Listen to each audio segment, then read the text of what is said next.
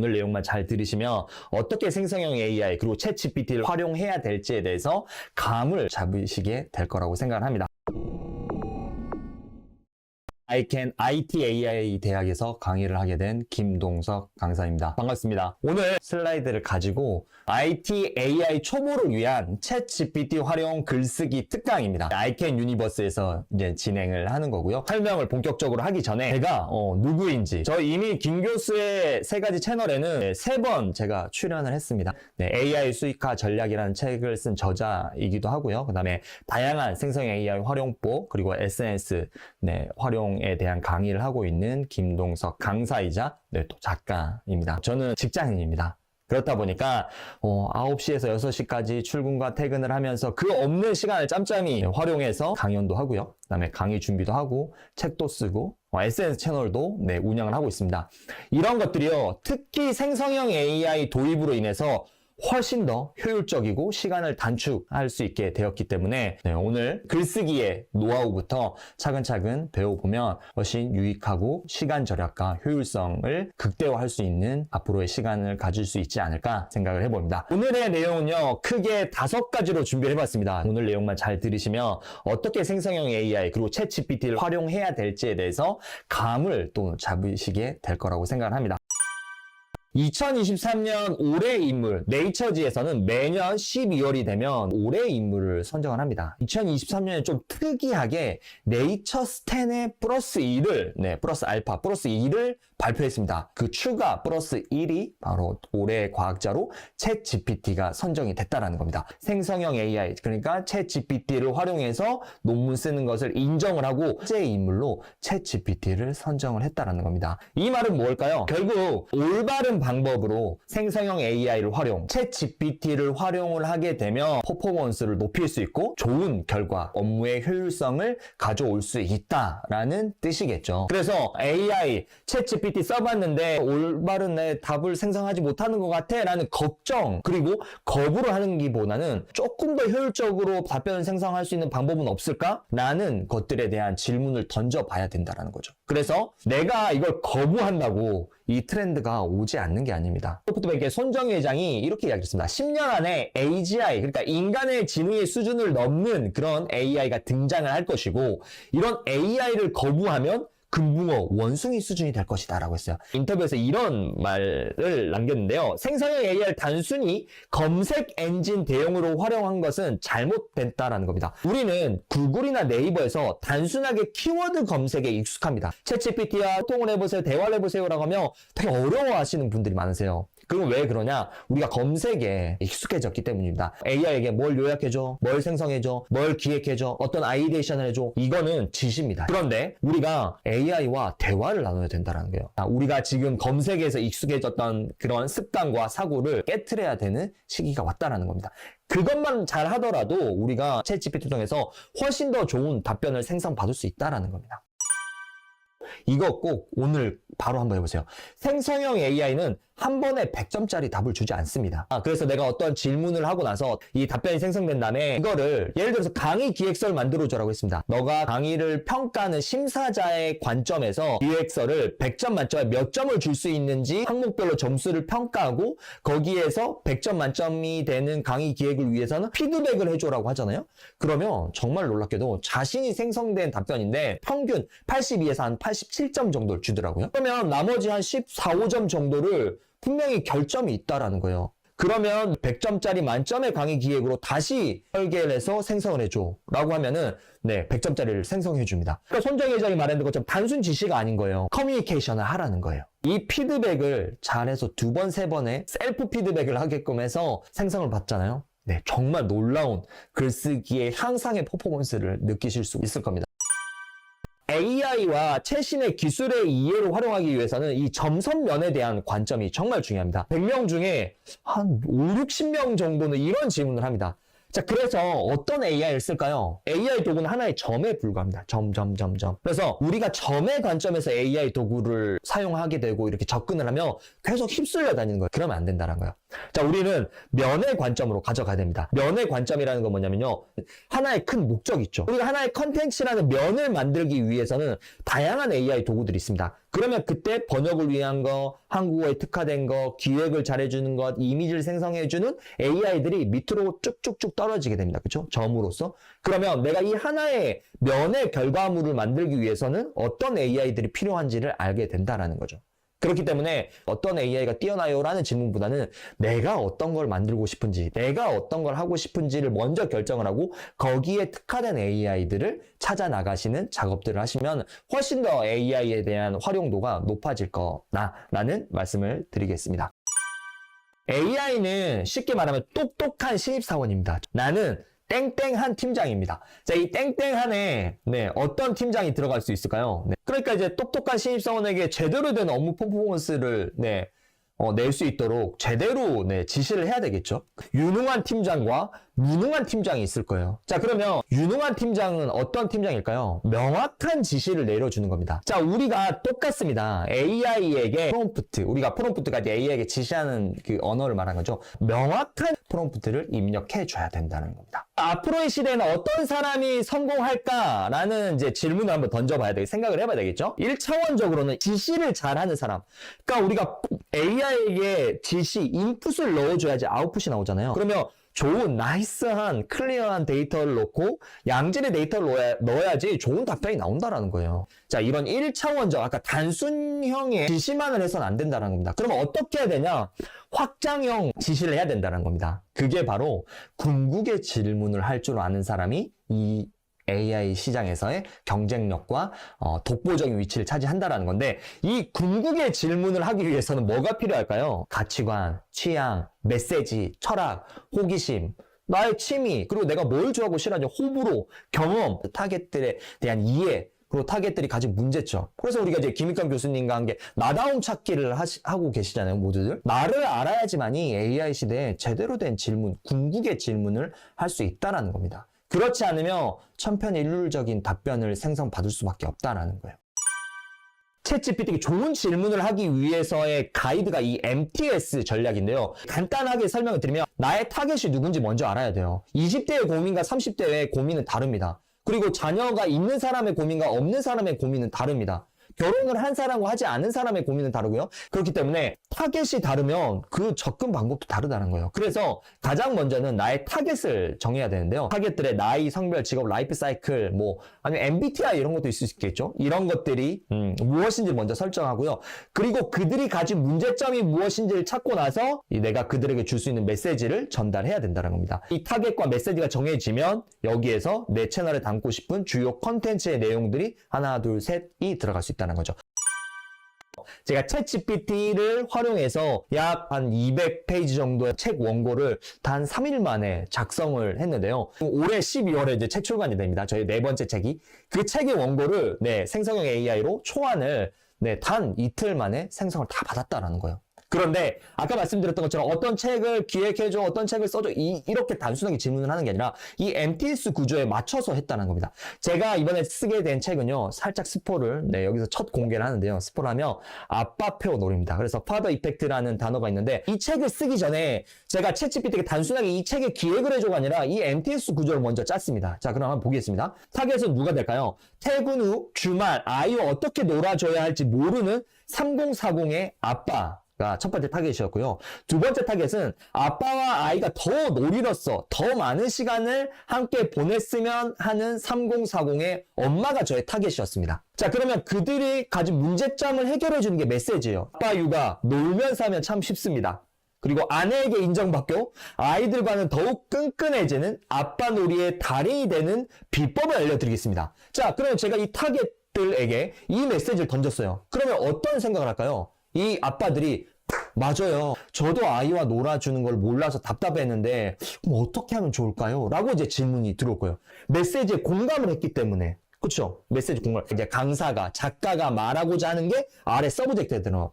아, 그렇군요. 자, 그러면 여기에 필요한 것들이요. 아빠 육아 놀이의 중요성 및 효과들을 한번 알아서 우리 아빠들 설득해 봅시다. 두 번째는 실내 놀이, 그리고 야외 놀이, 놀이터, 키즈 카페에서 할 수 있는 놀이의 종류들은 이런 것들이 있어요.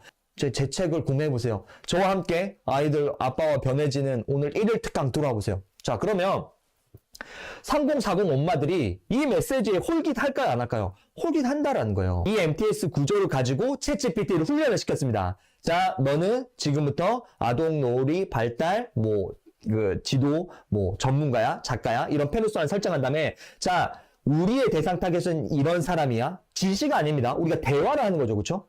그래서 이 사람들이 내가 주고 싶은 메시지는 아빠 육아를 너무 참 쉽다. 아빠에게, 아내에게 인정과 인으로 끈끈해지는 그런 아빠 놀이의 달인이 되는 비법을 알려줄게. 그리고 나서 내가 쓰고 싶은 컨텐츠의 가장 큰 맥락과 뼈대는 이 네 가지야. 라고 이야기를 합니다. 자, 그러면 1번부터 A4 용지 15장 아니면 30장 분량으로 한번 써볼까? 디테일해진다라는 거예요. 무슨 말인지 아시겠죠? MTS를 설정하고 챗GPT를 훈련을 시키고 대화를 계속 이어나가잖아요? 나온다니까요. 그래서 제가 이제 이번에 아이캔 IT AI 대학에서 강의를 이제 하게 됐는데 MTS에서 어떻게 구성을 해야 되고 이런 것들 퍼스널 브랜딩과 그리고 수익화에 어떻게 연결해야 되는지에 대해서도 자세하게 또 이렇게 설명을 드리고 있으니까요. 기회가 된다면 또 이렇게 저와 함께 아이캔 유니버스에서 또 함께 만났으면 좋겠습니다. 우리가 얘를 훈련시켜야 된다 했잖아요. 단순하게 책의 내용을 써주면 절대 안 써줍니다. 그래서 얘네들을 이게 놀이하는 사진을 찍고 이 놀이에 대한 맥락 설명, 그 전에는 이제 페르소나 설정을 시켜놨습니다. 그래서 지금부터 내가 사진을 첨부하고 놀이에 대해서 간단히 설명을 해주면 이 놀이와 이 이미지를 네가 분석하고 이 내용들을 기반으로 해서 놀이 소스를 제공해줘. 초벌용으로 놀이의 틀을 생성하기 때문에 되게 일목요연하게 짜임새 있게 최대한 상세하게 서술을 해줘 라면서 이제 프롬프팅 기술을 또 써서 했겠죠. 여기 생성된 내용을 가지고 여기에 가져옵니다. 그래서 이렇게 책 원고를 생성하는, 그쵸. 그래서 이제 컵 탁구다 하면서 이제 컵 탁구에 쫙 하면서 이 본문 형태로 나오잖아요, 이거는. 그쵸. 이 본문 형태로 쫙 나오면서, 그쵸. 그래서 지금 한 240에서 250페이지 원고가 한 이틀만 나왔다라는 거예요. 그런데 물론 챗GPT에 있는 걸 그대로 컨트롤 CV는 하지 않겠죠. 이 초안을 딱 생성해서 컨트롤 CV를 한 다음에 거기서 이제 제 생각과 제 문체로 조금씩 바꿔주는 작업을 하루 주말에 딱 집중해서 해냈습니다. 자, 이런 것처럼 단순한 지시만 해서는 안 돼요. 그래서 제가 어떻게 보면 오늘 이 챗GPT로 글쓰기 잘하는 방법인데 이게 히든입니다. 첫 번째, 피드백을 받아라. 두 번째, MTS 구조로 해서 명확하게 페르소나 설정, 그리고 목적, 메시지와 그리고 타겟, 맥락 정보를 얘한테 제공을 해주고 그리고 나서 얘를 몰아가라는 거야. 몰아가. 이것만 잘하잖아요? 정말 깜짝 놀랄 만큼의 답변들이 생성된다라는 거예요. 일상과 업무에서의 생성형 AI 활용법이 있는데 저 같은 경우에 이제 제가 어떤 것들을 쓰나 이렇게 쭉쭉쭉 그냥 한번 써봤어요. 네. 그랬더니 정보 검색, AI를 하는 거 정보 검색, 아이데이션 확장, 생각의 보충. 아까 말씀드렸던 것처럼 아빠표 놀이의 장점에 대해서 50가지를 나열해줘. 사실 아빠표 놀이의 장점 50가지 어떻게 생각을 하겠어요? 제가 쓴 거는 9가지였어요. 제가 그냥 생각해 쓴 거는. 50가지를 써줘라고 했는데 그 중에 제가 뽑아낼 수 있는 게 한 30가지 정도 있더라고요. 30가지를 그대로 또 쓰는 게 아니죠. 읽으면서 이런 관점이 또 있었구나. 네, 그러면서 아이데이션을 확장하고 생각을 보충을 하는데 또 챗GPT를 활용합니다. 그런데 이런 것들이 아까 MTS 구조도에 맞춰서 페르소나를 명확하게 설정을 하고 하면 이런 퍼포먼스가 올라간다는 겁니다. 그리고 이제 관련 이미지도 생성을 하고요. 외국어 번역, 자료 요약도 합니다. 그리고 어떤 분석 후 인사이트 도출, 그다음에 그래프, 표 그리기도, 우리 이제 GPT에서 아니면은 생성 AI에서 진행을 해주고요. OCR표. 그래서 저는 아까 말했던 것처럼 해외 글로벌 시장의 트렌드 보고서 하면은 이런 것들이 이미지로 나와 있잖아요. 이런 것들이. 근데 내가 이 이미지를 가지고 그대로 그 사진을, 핸드폰 카메라 사진을 찍거나 아니면 캡처 도구를 해서 캡처를 한 다음에 이거 챗GPT에게 첨부를 하고 나서 OCR 표나 엑셀 데이터를 이제 어떤 엑셀 데이터를 분석을 해줘, 인사이트를 도출해줘. 어떤 육아 정보 질문, 그다음에 건강 관련 정보 질문. 그다음에 주로 이제 제가 많이 활용하는 것 중에서 강의 기획 및 아이데이션. 그다음에 나의 강의 비판하기입니다. 그래서 제 강의에 기획을 하고 나서 내가 이런 내용의 강의를 하려고 하는데 이제 기획서를 첨부하는 거죠. 기획서의 내용을 바탕으로 해서 이 강의를 듣고 어떤 사람이 부정적으로 나에게 반박을 한다면 어떤 내용으로 반대 의견을 펼칠 수 있을까? 그러면 그런 반대 의견을 펼친 내용을 가지고 그것들을 또 강의를 업데이트하거나 보완을 하기도 하고요. 그다음에 내가 이런 강의를 하려고 하는 강의 후 어떤 예상 질문을 할 수 있을까? 예상 질문 리스트도 뽑아줍니다. 그다음에 해외 트렌드 유튜브 영상을 요약해서 인사이트 도출받고 듣다가 모르는 부분을 또 설명하거나, 네, 비유, 초등학생 아이들이 쉽게 이해할 수 있도록 설명을 해주면 또 기가 막히게 또 설명을 해줍니다. 그래서 이런 것도 이제 프롬프팅 기술이라고 활용 방법이라고 하는데, 그 중에 하나에서 가장 대표적인 게 젠스파크입니다. 사실은 우리가 AI 검색이라고 하면은 퍼플렉시티를 많이 활용합니다. 근데 저는 젠스파크를 많이 씁니다. 지금 검은색에 보이시는 부분에 내가 궁금한 내용들을 쓰는 거예요. 그래서 대한민국 정부의 학교 출산율이 1위 무너지고 0.7까지 떨어진 상황에서 OECD 국가별 출산 장려 정책에 대한 방안과 우리나라 대한민국 정부의 출산율을 높이기 위해서 어떤 전략을 펼쳐야 되는지에 대해서 알려줘. 라는 게, 이걸 알아와 라고 이제 그 지시를 했어요, 팀장님이. 그럼 내가 지시를 받아들여야 되잖아요. 그러면 어때요? 우리가 이제 이 내용을 다 구글에다 검색을 하진 않을 거예요, 그죠? 대한민국 정부의 학교 출산율이 몇인지 하나를 검색할 거고, OECD 국가별 그 학교 출산율이 얼마인지 검색을 할 거고, 그리고 그다음에 OECD 국가별 좋은 사례, 그 출산 장려 정책으로 좋은 사례가 뭔지 하나를 검색할 거고, 그 우리나라에서 출산 장려 정책에서 무엇이 있는지 사례를 검색. 네 가지를 나눠서 구글이나 네이버에 검색을 하실 거예요. 그렇죠? 자, 그런데 이게 놀라운 점이 뭐냐면, 네, 여기에서는 우리가 생각하는 이 검색이 네 개, 우리가 인간이 생각하는 거 똑같이 얘도 생각하는 거야. 네 가지 관점으로 나눠서 이거를 해준다라는 거예요. 젠스파크가 좋은 이유는 뭐냐면, 우리가 이렇게 장황한 문장을 넣더라도, 이 인간이 이런 것들을 원하면 인간의 관점에서 이 네 가지 관점이 필요하네 하면서 각각의 관점별로 레퍼런스를 찾습니다. 그렇기 때문에 퍼플렉시티보다 훨씬 더 많은 레퍼런스를 가지고 와서 찾습니다. 자, 그래서 이렇게 보시면은 AI가 직접 답변을 생성해 줍니다. 그럼 이제 빨간 네모 박스로 보시면 이 숫자를 클릭을 하시면 어디에서 레퍼런스를 가져왔냐, 레퍼런스 체크를 해줍니다. 우리가 구글에서 이 검색을 했다면 이런 것들 하나하나 찾았어야 되는데, 그쵸? 그 다음에 이제 BBC라든가 어떤 정부 사이트에서 가져오는 레퍼런스를 가져오기 때문에 훨씬 더 신빙성 있고 업무의 효율성을 극도로 높여준다, 효율성을 증대해준다, 이런 거라는 거예요. 그래서 제가 늘 말합니다. 오늘부터 구글, 네이버 다음 하지 마시고 퍼플렉시티 하세요, 젠스파크 하세요 라고 합니다. 여기에서 다 주기 때문에. 아셨죠? 이제 마무리를 하면 2020년 다보스 포럼에서 샘 알트만이 AI로 인해 직업이 없어지는 것이 아니라 역할이 변할 것이다 라고 이야기를 하고 있고, 빌 게이츠는 AI로 인해서 많은 직업이 생겨날 것이 새로운 역사가 말해준다라고 이야기를 하고 있습니다. 기존에 우리가 사람은 창작 활동을 했습니다. 그렇죠? 우리가 블로그, 인스타, 유튜브, 웹 2.0 시장에서는, 그렇죠? 그런데 AI는 이런 구분 추천, 알고리즘도 그렇죠? 이 사용자가 어떤 것들을 많이 검색을 하고 어떤 컨텐츠에 많이 머물러 있고, 그렇죠? 어떤 걸 클릭하는지에 따라서 알고리즘 맞춰서 검색하고 구분하고 추천을 해주는 게 역할이었습니다. 그런데요, 이제 AI와 인간의 역할이 바뀌어가고 있습니다. AI가 제작 창작을 해주고 있습니다. 그럼 사람의 역할은 뭐냐? 우리가 제작 창작을 하는 게 아니라 구분 추천을 해야 되는 겁니다. AI가 생성된 답변을 가지고 이 내용 좋네, 이 내용을 가지고 취사 선택을 해서 나만의 컨텐츠를 만들어야 된다는 겁니다. 그래서 AI와 사람의 역할이 바뀌어가고 있다는 게 AI 트렌드의 중요한 내용이다. 그래서 우리가 이제 메타 AI의 역량이라고 하는데, 하나의 AI 기술에 의존하기보다는 여러 기술을 이해하고 통합적으로 활용하는 역량이 바로 앞으로 이제 우리에게 필요한 메타 AI 역량이라고 합니다. 그래서 한 가지 AI 툴만 사용하는 것이 아니라 다양하게 비교하면서 사용을 하자라는 말씀을 꼭 드리고요. AI 시대에 살아남는 방법이 뭘까요? 라고 질문을 하면 저는 이거라고 생각합니다. 다시 배울 수 있는 용기, 그리고 새로운 것을 받아들일 수 있는 용기가 정말 필요합니다. 스스로에게 한번 질문을 해보시기 바라겠습니다. 나는 계속 배우고 싶어 하는가? 그리고 나는 무엇을 배우고 싶어 하는가? 나는 새로운 것을 받아들일 준비가 되어 있는지. IT AI 시대 살아남기, 나만의 경쟁력을 갖추는 방법이라 해서 아이캔 유니버스에서 IT AI 대학 강의를 론칭하게 되었습니다. 그래서 오늘에 담았던 내용들은 정말 그 중에서도 엑기스인 부분들을 담았고요. AI 시대에 있어서 AI 도구만 다룰 줄 안다고, 아니면 프롬프트 엔지니어에서 프롬프트만 다룰 줄 안다고 우리가 좋은 답변을 생성받냐? 아니라는 거예요. 최근에 블로그, 인스타, 유튜브 구독하 버튼을 누른 채널을 보세요. 그 채널이 영상미가 엄청 뛰어나서 그 크리에이티브가 엄청 잘생겨서 했나요? 아닐 거예요. 대부분은 그 채널에 도움을 받을 수 있거나 어떤 내 궁금증을 해결해 주거나 어떤 것들이 기여받았기 때문에 내가 구독 버튼을 눌렀을 거예요. 똑같습니다. 블로그, 인스타, 유튜브, 웹 2.0의 시대에서 우리가 어떤 누군가의 기여를 할 수 있는 부분들을 명확하게 찾고 그거를 AI에 가져와서 AI를 활용하고 여기에 더 해야 된다는 거예요. AI 전문 강의는 많이 있습니다.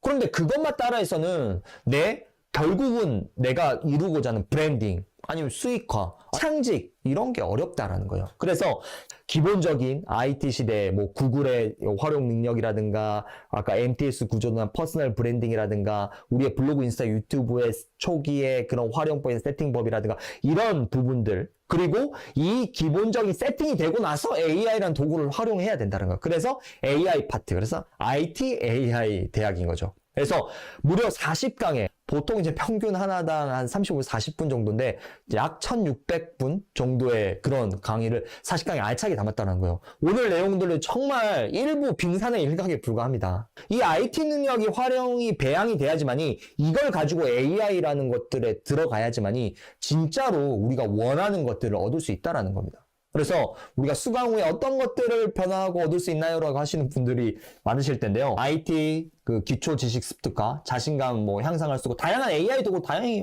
활용할 수도 있죠. 그리고 온라인 커뮤니티 참여로 네트워크를 할 수도 있고 문제 해결 능력을 또 향상시킬 수 있다라는 겁니다. 소설가 윌리엄 깁슨이 미래는 이미 우리 곁에 와 있다. 단지 널리 퍼져 있지 않을 뿐이라 했습니다.